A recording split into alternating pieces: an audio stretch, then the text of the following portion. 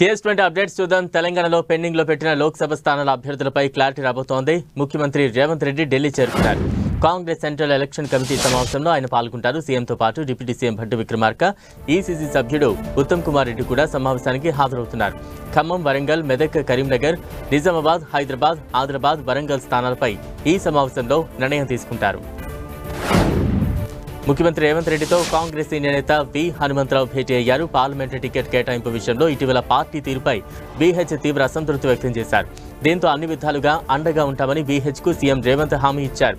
PCC working president Mahesh Kumar Goud చొరవతో VH సీఎంతో సమావేశమయ్యారు. తెలంగాణ భవన్లో చెవెళ్ల పార్లమెంట్ నేతలతో కేటీఆర్ సమీక్ష నిర్వహించారు. లోక్సభ ఎన్నికల సందర్భంగా అనుసరించాల్సిన వ్యూహాలపై ఆయన పార్టీ నేతలతో చర్చించారు. Sitting MP Ranjith Reddy party వీడిన తర్వాత ఆ స్థానంపై బీఆర్ఎస్ ప్రత్యేక దృష్టి పెట్టింది. ఏప్రిల్ 11న చెవెళ్లలో బీఆర్ఎస్ బహిరంగ సభ ఏర్పాటు చేయనుంది. బీఆర్ఎస్ నీటి రాజకీయాలు చేస్తోందని మంత్రి పొన్నం ప్రభాకర్ ఫైర్ అయ్యారు. బీఆర్ఎస్ హయాంలోనే వర్షాకాలం పూర్తయింది, కాంగ్రెస్ వచ్చాక కరువు వచ్చిందని హరీష్ రావు మాట్లాడడం విడ్డూరంగా ఉందన్నారు. రైతు బంధు అందరికీ ఇస్తామని గతంలో రైతు బంధు మార్చి నెల వరకు ఇచ్చారని మంత్రి గుర్తు చేశారు. తాగునీటికి ఇబ్బందులు లేకుండా ప్రభుత్వం చర్యలు తీసుకుంటోందని పొన్నం అన్నారు. వేసవి రాకముందే పలు ప్రాంతాల్లో నీటి ఎద్దడి నెలకొంది. తాగునీరు రావడం లేదని సంగారెడ్డి జిల్లా ఐడియా బొల్లారంలో మహిళలు ఆందోళనకు దిగారు. మున్సిపల్ కమిషనర్ చైర్పర్సన్ దృష్టికి తీసుకెళ్లినా ప్రయోజనం లేదని ఆవేదన చెందారు. బీసీ కాలనీ బొల్లారం మున్సిపాలిటీలోకి రాదా అంటూ ప్రశ్నించారు. తమ కోడును పట్టించుకోకుంటే ఈ పార్లమెంట్ ఎన్నికల్లో ఓటు వేయమని హెచ్చరించారు. మహిళలు అన్ని రంగాల్లో రాణించాలన్నారు. బీజేపీ ఎంపీ అభ్యర్థి కొండ విశ్వేశ్వరరెడ్డి భార్య కొండ సంగీతారెడ్డి వికారాబాద్ రుద్రమదేవి సంఘ మహిళా సమావేశంలో ఆమె పాల్గొన్నారు. కొండ విశ్వేశ్వరరెడ్డి నిజాయితీపరుడని, ప్రజల సేవే ఎజెండాగా పెట్టుకున్నారని తెలిపారు. బీజేపీకి ఓటేస్తేనే మంచి రోజులు వస్తాయన్నారు. కేంద్రంలో మళ్లీ బీజేపీ ప్రభుత్వం ఏర్పడుతుందని పేర్కొన్నారు. మహబూబాబాద్ కాంగ్రెస్ ఎమ్మెల్యే మురళీ నాయక్ కేడర్ కు వార్నింగ్ ఇచ్చారు. వర్గాలుగా విడిపోతే తీవ్ర ఇబ్బందులు పడతారని హెచ్చరించారు. తానెంత సౌమ్యంగా ఉంటానో అంత కఠినంగా వ్యవహరిస్తానన్నారు మురళీ నాయక్. కార్యకర్తలు తనతో ప్రేమగా ఉండాలని, వెన్నుపోటు పొడిస్తే ఊరుకునేది లేదని ఆయన హెచ్చరించారు. మహబూబాబాద్ లో ఉన్నది ఒక్కటే వర్గం అన్నారు మురళీ. పెద్దపల్లి ఎంపీ టికెట్ గడ్డం వంశీకి ఇవ్వడంపై కాంగ్రెస్ అసమ్మతి భగ్గుమంది. అసెంబ్లీ ఎన్నికల్లో వివేక్ ఆయన సోదరుడు వినోద్ కు కాంగ్రెస్ టికెట్ ఇచ్చారు. ఎంపీ ఎన్నికల్లో వివేక్ కుమారుడికి టికెట్ ఇవ్వడమేంటని అసమ్మతి నేతలు ప్రశ్నిస్తున్నారు.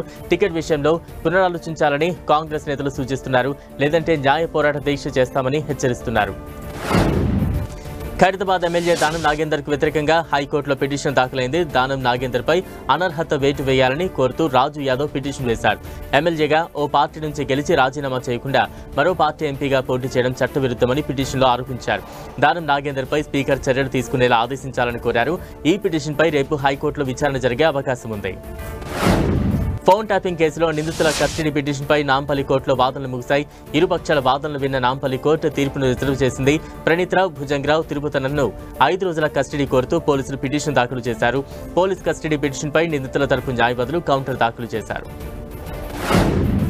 సీఎంఆర్ఎఫ్ చెక్కులు కాజేశారని వస్తున్న ప్రచారాన్ని మాజీ మంత్రి కార్యాలయం కొట్టిపారేసింది.